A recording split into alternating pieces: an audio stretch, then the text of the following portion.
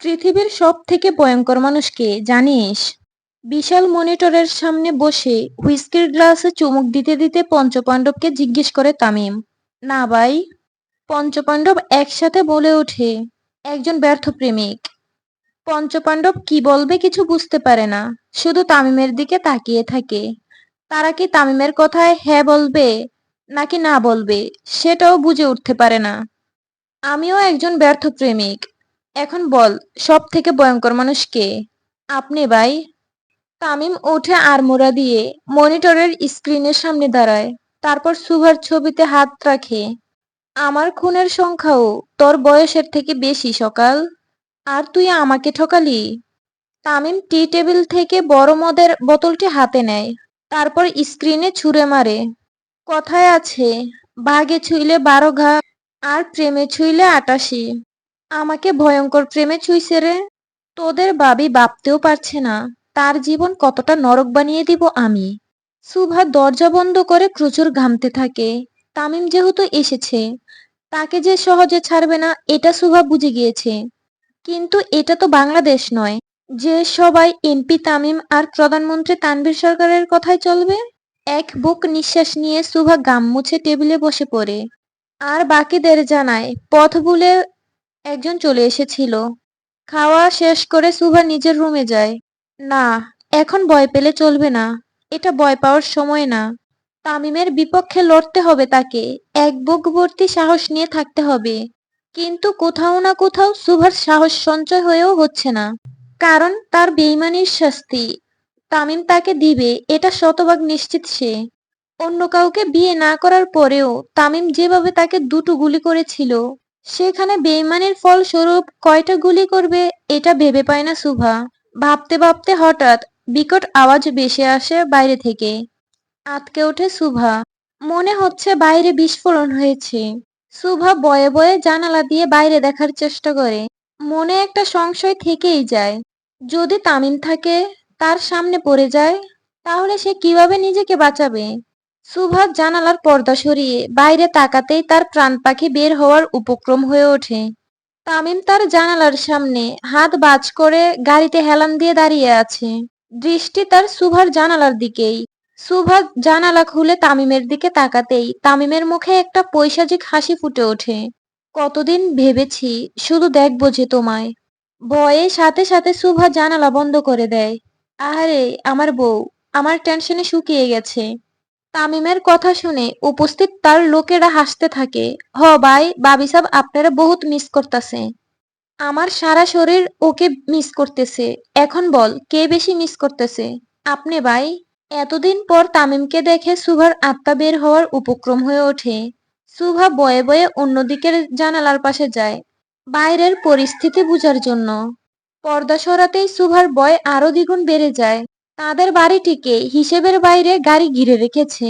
একটার পর একটা এমন ভাবে রাখা যেন পা ফেলার মতো কোনো রাস্তা নেই আর। ভয়ে সুভার সারা শরীর তীর তীর করে কাঁপতে থাকে। কিন্তু না, দমে গেলে হবে না। সুভা নিচে যাওয়ার আগেই বাইরে থেকে মাইক দিয়ে ভেসে আসে তামিমের গলা। আমার পলাতক বউ, আপনি কি স্বেচ্ছায় নামবেন নাকি আমি আমার স্টাইলে নামাবো? সুভা ফ্লোরে বসে পড়ে নিজের মাথা ধরে। তামিম তাকে ছাড়বে না। আর এখান থেকে পালানোর কোনো পথও নেই। সুভা ভাবতে ভাবতে হঠাৎ তার মনে পড়ে ইমার্জেন্সি লাইনের কথা। সুভা 7-5 না ভেবে ফোন দিয়ে পুলিশের লাইনে কল করে। কিন্তু আশ্চর্যের বিষয় হলো নেটওয়ার্ক বিন্দুমাত্র ছিল না। সুভা ওয়াইফাই অন করে দেখে সেখানেও একই অবস্থা। ভয়ে শুকনো ডুব গিলতে থাকে সুভা। তাহলে কি তামিম জেমার দিয়ে তাদের নেট বন্ধ করে দিল? অবশ্য যে পুরো এলাকা জ্বালিয়ে দিতে পারে, তার জন্য এসব তো কোনো কিছুই নয়। সুভা চোখ বন্ধ করে বেডে বসে পড়ে। ঠিক তখনই তার ফুপ্পি আর ফুপা চলে আসে রুমে, সাথে রোজ আর রকিও। তারা সকলেই প্রচন্ড ভয়ে ছিল। আশেপাশের বাড়িগুলো একটার থেকে আরেকটা বেশ দূরে হওয়ায় জোরে চেঁচিয়ে যে হেল্প চাইবে, সেটারও কোনো উপায় খুঁজে পায় না। ক্রমশ দরজায় বেল বাজতেই থাকে। আর তাদের ভয়ও। সুবার ফুপি নিজের স্বার্থে তো সুবাকে সুইজারল্যান্ডে নিয়ে এসেছে, কিন্তু এর পরিমাণ যে কতটা ভয়াবহ সেটা উনিও জানে। সুবার ফুপি সুভাকে নিয়ে নিচে নামে। তুই পিছনের দরজা দিয়ে বের হয়ে যা সুভা। আর তোমরা? তুই না থাকলে তামিম আমাদের কিছু করবে না। তুই চলে যা প্লিজ। আজকে সুভা তার ফুপির গলায় কেমন যেন একটা কর্কশতা দেখলো। এতদিন তো এই ফুপি তামিমদের বাড়িতে কাজের লোক সেজে তাকে সরকার বাড়ি থেকে বের করার জন্য সাহায্য করলো। তামিমকে ভুলিয়ে সেখান থেকে বের হওয়ার জন্য বারবার ফোর্স করত।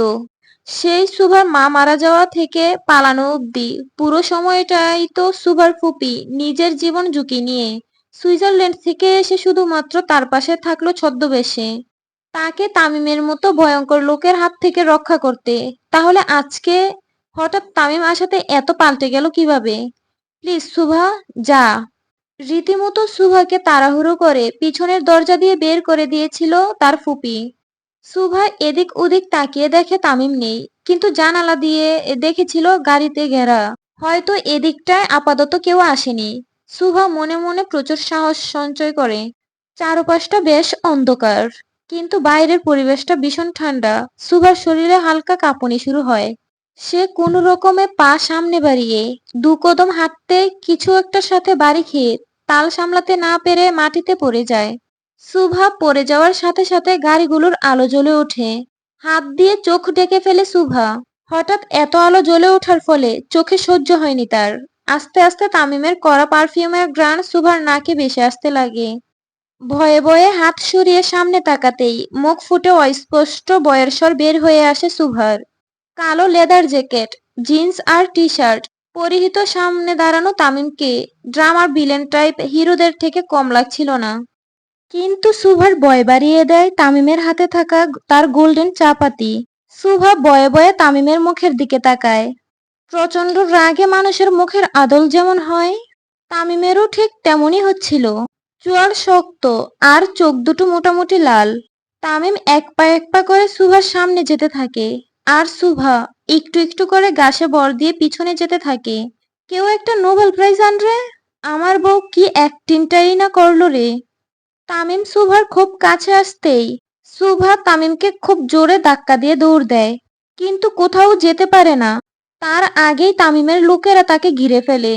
সুভা ভয়ে পিছনের দিকে যেতে থাকে।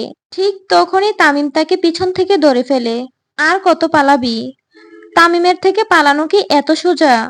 সুভা নিজেকে ছাড়ানোর অপ্রাণ চেষ্টা চালিয়ে যায়, কিন্তু অসফল হয়।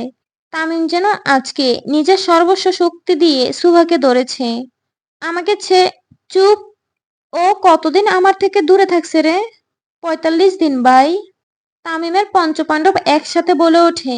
৪৫ দিন? হুম। তামিম সুভাকে ঘুরিয়ে খুব জোরে থাপ্পড় বসিয়ে দেয় তার গালে।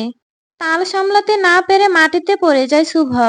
তামিম আবার সুভার বাহু ধরে তাকে টেনে তোলে। এটা আমার সাথে বেইমানি করার জন্য। আ এটা আমার ভালোবাসা নিয়ে খেলার জন্য। তা এটা আমাকে কাঁদানোর জন্য। প্রায় ৪৫টি থাপ্পড় পরে সুভার দুগালে। থাপ্পড়গুলোর গতি এতটাই জোরালো ছিল যে সুভা শেষের কয়েকটা থাপ্পড় মারার সময় নিজের সেন্স হারিয়ে ফেলে। এই বান্দির বাচ্চা, চোখ খুল। চোখ খুল বলতেছি। এখনো ৫টা থাপ্পড় এক্সট্রা মারা বাকি আছে আমার। চোখ খুল তুই। তামিম সুভাকে খুব জোরে জোরে জাকিয়ে তোলে, কিন্তু সুভা কোনো সাড়া শব্দ নেই।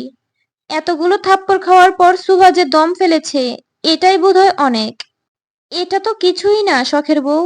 তামিম সরকার কতটা ভয়ঙ্কর সেটা তুই এবার টের পাবি।